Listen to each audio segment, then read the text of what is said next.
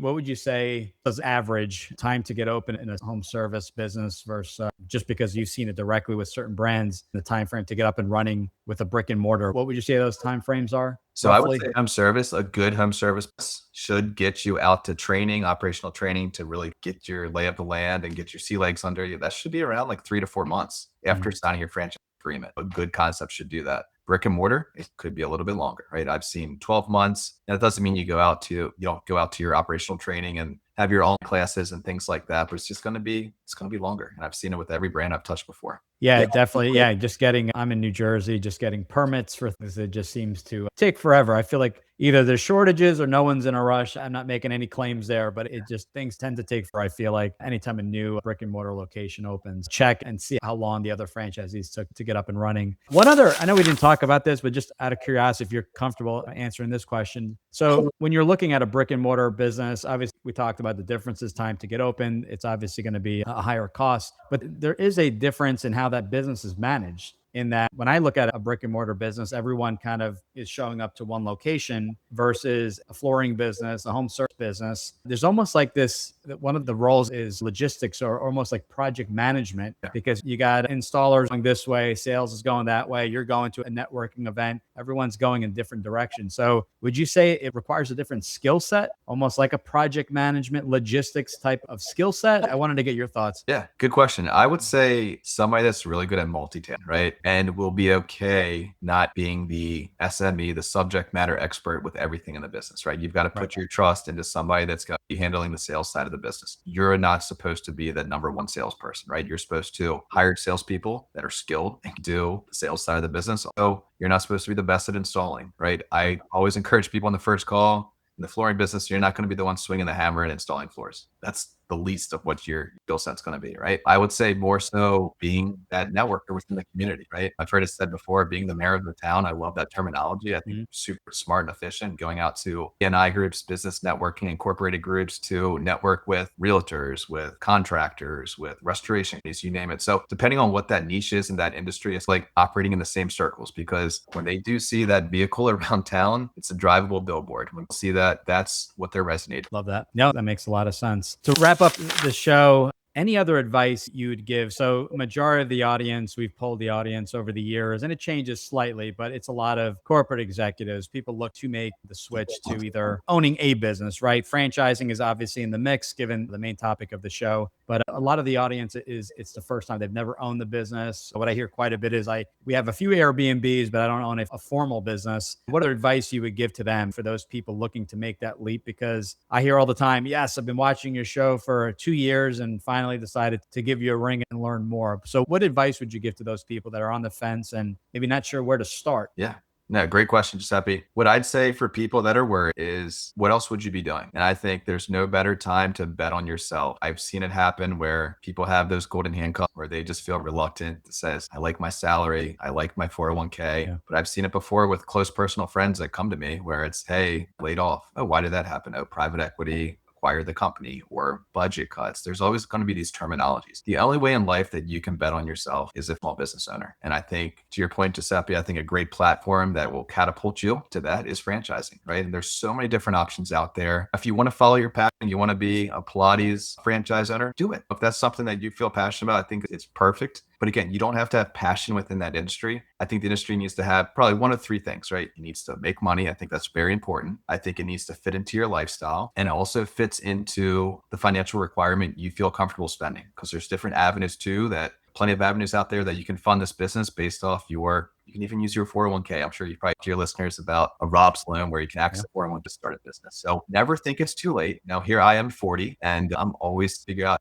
hey, when am I going to start my first business too? So it's never too late for anybody. My wife always joked, I think it was Julia Childs started her cooking business. I think it's when she was 50 or 60. But I did Giuseppe, but it's never too late to start. Tomorrow's always a brighter day. And that's what I would say. No, I love that. And get out there. I say level the playing field, get educated, watch who you take advice from, people that have never been in franchising, never owned the business, talking to your uncle or aunt or whoever the family member is at Thanksgiving and they've never owned the business. Just be careful. I had made some of those mistakes over the years. with friends and things like that. And I'm like, wait a second, this guy never even owned the business. So it wasn't their fault. They were just given their perspective. But yeah, I think you should get educated. If you're looking at business ownership and there's a franchise around the corner, even if it's a franchise you're not interested in, speak with them, pick their brain. I don't know, buy them lunch. You'll learn so much more in that conversation than you will searching online. So I think the opportunity is there for those that want to be themselves and figure out their next path and build something. But I'm old school. Get my pad and pencil and paper, write it down. What does this ideal business look like? What's working? What's not working in your current situation? You don't need help with that. You can figure that out yourself, and then work with a coach, speak with the franchise brand, see if it all fits together. Because in many cases, to your point, it doesn't have to be something you're passionate in. I don't know a lot of people that are passionate about flooring or painting or a lot of these other brands, but the argument I always make is that these are the vehicles that will allow you to do the things you enjoy. And that's the time freedom we talked about, right? It's going, for me, the soccer game, World Cup going on right now, allowing me to take off next week in the middle of the day to see the Ivory Coast game in Philly, just random, and took off half a day to go see that game. So those are the things. And maybe it's not directly related in the business, but it's creating that time freedom so you can go out and do the things, check out the new restaurant, go to the soccer game, or whatever you enjoy doing, the travels. Definitely take a step back, figure out what you want this business to look like. And there's definitely a business out there. If you have the time and you do the due diligence, we'll be able to fix it. One more thing. I always love this shell quotes. I always save them to my phone and everything. Yeah. One that I've seen a lot lately. It's pretty cool. It's do what others won't, so live like others don't. So it's just lighting the fire up under you. To just when you're seeing that sports car drive past you, or seeing that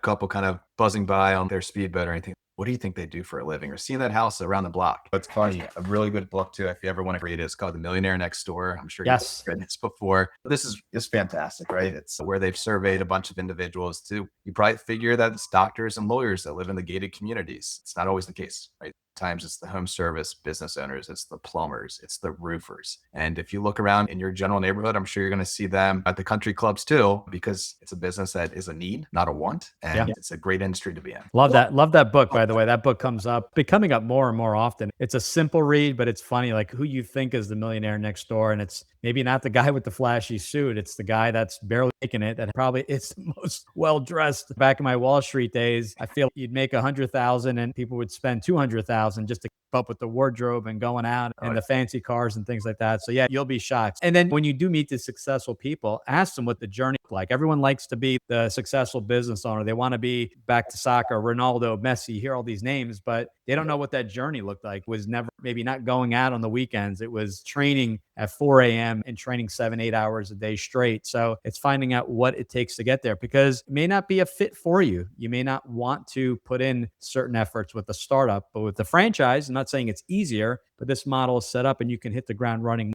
quicker. So you pick and choose and say, okay, this is what I want. This, I don't want to recreate the wheel. Then a franchise may be a good fit. In some cases, go the startup route, but you have options. And that's the best part. There's never been a time where there's never a lack of information. There's never a lack of options. People say, is brick and mortar better than a home service brand? I go, they're two different businesses, but how about this? Let's see if you qualify financially, because a brick and mortar is going to have a higher liquidity, net worth requirements. It's, are you okay opening up in a year? Those simple questions. I don't have the funds, nor am I open to that. That's great. That removes half the universe of franchises. We can focus on the relevant ones that fit your needs and what you're comfortable with. So that's how I tell people to look at it. I have this hot brand I just found last week. Great. You like the widget. What do they do? Your role in the business, yada, yada, yada. You have to be full-time. You expressed to me that you have to keep your job that first year, and that's the only requirement. That brand won't work simply because of that full-time engagement requirement. Can we shift, and is there a way for you to leave your job? So those are the little tweaks, and that you want to make sure the fit is there, and that franchise has that ideal that we have to make sure fits. Just like Floor Coverings International, the other brands, there is that person that does well. It's got to kind of match. If you're not going to do the sales and put in the efforts, certain brands aren't going to work, just simply because that's who the town is, that ideal franchisees. And Giuseppe, one thing to add to that for your viewers too, don't be afraid to use AI. Use AI on a daily basis just to help search the massive engine that is the internet. But basically, to your point about people that want to fit into different things, you can take whatever company is, whatever franchise, plug in, hey, please take articles and survey people and customer feedback of past franchisees and tell me what type of lifestyle they had, earning potential. You can do that kind of stuff on AI. I can't do it. I can't make any earnings claims. But but do all the research on your own. Think about the time-life balance that fits in your role and take it from there. But validation is probably the key to everything. Franchisee validation. So speaking to franchise. Awesome, Brandon. I really appreciate this. This was fun. We've known each other a while. I wish we had this conversation sooner, and looking forward to having you back on the show. If there's anything we didn't discuss, I'm sure we could have gone for 2 hours here. We can always either bring you back on if there's maybe that quote. We're going to put all that in the show notes. But if there's anything else that we forgot to talk about, we can throw that into the blog and show notes for the listeners. And anything you guys need, if you want to explore Floor Coverings International, figure out what the ideal fit is, just let us know. Just respond in the comments. You can book a call on franchiseguide.com. We could definitely sit down, figure out if franchise ownership is the right fit, bring up great, fantastic brands like FCI, Floor Coverings International, amongst other brands, and we'd love to help you out, figure out funding, figure out and answer all those questions and see if the fits and the timing is